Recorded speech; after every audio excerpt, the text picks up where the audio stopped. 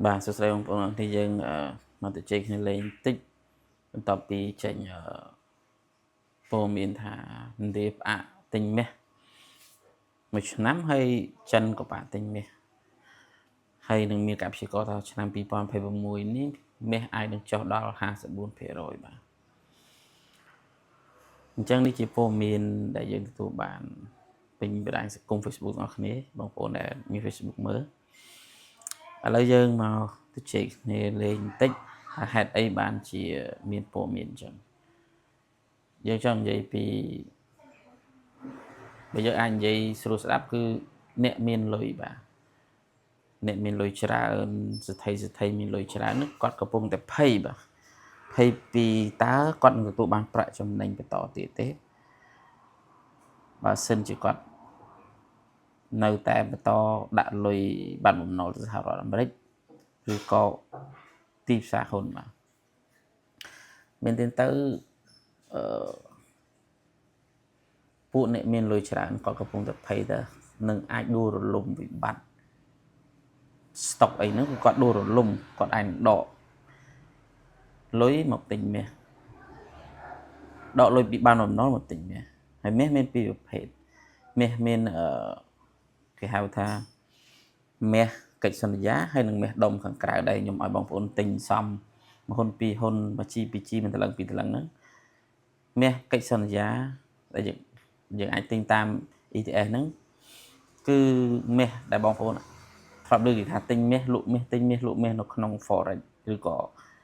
វិស័យផ្សេងទៀតអានេះហៅមាសកិច្ចសន្យាបាទគេអាចនិយាយថាមាសអេឡិចត្រូនិកហើយមាសដុំខាងក្រៅដែលដូចជាគ្រឿងអលង្ការឬមាសគីឡូដែលបងប្អូនទិញហ្នឹងរាល់ថ្ងៃនេះអ្នកមានលុយច្រើនគាត់ដកលុយពីស្តុកដកលុយពីបានបំណុលយកទៅទិញមាសវាធ្វើឲ្យមាសប៉ោនតម្លៃកាន់តែខ្លាំងបាទរាល់ថ្ងៃនេះមាសយើងអាចនិយាយថាមាសទិញអេឡិចត្រូនិកហ្នឹងវាប៉ោនតម្លៃច្រើនជាងមាសខាងក្រៅហើយមួយទៀតមាសខាងក្នុងអេឡិចត្រូនិកហ្នឹងគឺច្រើនជាងមាសនៅខាងក្រៅដូច្នេះហើយបានប្រទេសឥណ្ឌាប្រទេសចិនគាត់គិតថាហានិភ័យមាសនឹងខិតចូលមកដល់បាទតែប៉ុន្តែអានឹងយើងនិយាយឲ្យស្រួលស្ដាប់ទៀតគឺមាសខាងក្រៅមិនអាចផ្គត់ផ្គង់នៃការទិញសម្រាប់អ្នកដែលត្រូវការទិញមាសទុកណាខាងក្រៅយើងខ្វះមាសបានជាទិន្នន័យនៅក្នុងអេឡិចត្រូនិកវាកើនឡើងដល់ប៉ុណ្ណឹងបាទឆ្នាំ2025គ្រាន់តែលុយតែ 1% ធ្លាក់ចូលទីផ្សារមាសទេមាសឡើងគុណនឹង2បាទគុណនឹង1គុណនឹង2នេះមិនតាន់បានសឹងតែមិនតាន់បាន 1% នៃលុយសរុបនៃអ្នកដែលមានលុយច្រើនផងបើសិនជាចូលតែ 2% មាសនឹងគុណនឹង2គុណនឹង3គុណនឹង4បាទហើយដូច្នេះហើយមាសនឹងបន្តឡើងទៀតដោយសារតែធនាគារកណ្ដាលសហរដ្ឋអាមេរិកគឺនឹងបន្ថយអត្រាការប្រាក់បាទឲ្យតែចិត្តប្រកាសពីអត្រាការប្រាក់គឺលោកដូណាល់ត្រាំគាត់តែងតែស្រែកហើយអត្រាការប្រាក់ត្រូវតែធ្លាក់ចុះកាលណាអត្រាការប្រាក់ធ្លាក់ចុះពួកមហាសេដ្ឋីគាត់ភ័យហើយគាត់អស់លុយចំណេញអញ្ចឹងហើយគាត់ត្រូវតែដកមកទិញមាសទុកទៀតហើយបាទបើយើងពឹងផ្អែកទៅលើទីផ្សារហ៊ុន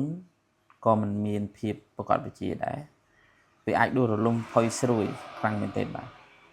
ទៅទាក់ទងនឹងមាសគឺអាចហៅថាសុវត្ថិភាពនិងស្ថិរភាពហើយដូច្នេះហើយបងប្អូនទាំងអស់គ្នាគួរតែគិតមើលទៅអានេះគាត់តែជាការគិតលេងទេមិនមែនជានយោបាយបង្ខំបងប្អូនឲ្យទិញមាសឬក៏អីមែនទេខ្ញុំក៏ទិញទុកតិចដូចគ្នាដែរបាទមិនមែនជំរុញឲ្យតែបងប្អូនទិញទេអានេះយើងជជែកគ្នាអំពីព័ត៌មានបាទហើយបើសិនជាមានព័ត៌មានអីថ្មីចាប់ផ្ដើមទៀតខ្ញុំនឹងបន្តចែកលេខទៅបងប្អូនទៀតបាទហើយថ្ងៃនេះសូមប៉ុណ្្នឹងសិនប្រហែលជាអាចរសៀលឬក៏ល្ងាចអាចមានព័ត៌មានអាប់ដេតខ្ញុំនឹងអាប់ដេតជូនបងប្អូនបាទអរគុណ